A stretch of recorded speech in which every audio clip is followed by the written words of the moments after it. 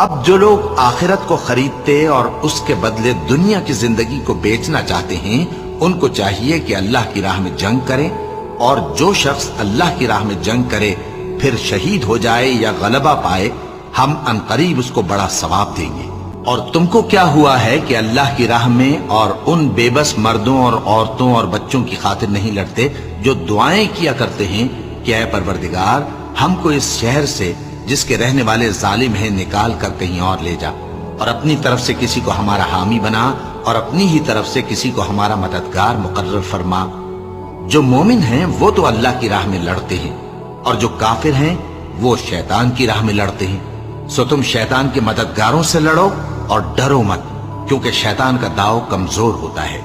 بھلا تم نے ان لوگوں کو نہیں دیکھا جن کو پہلے یہ حکم دیا گیا تھا کہ اپنے ہاتھوں کو جنگ سے روکے رہو اور نماز پڑھتے اور زکوٰۃ دیتے رہو،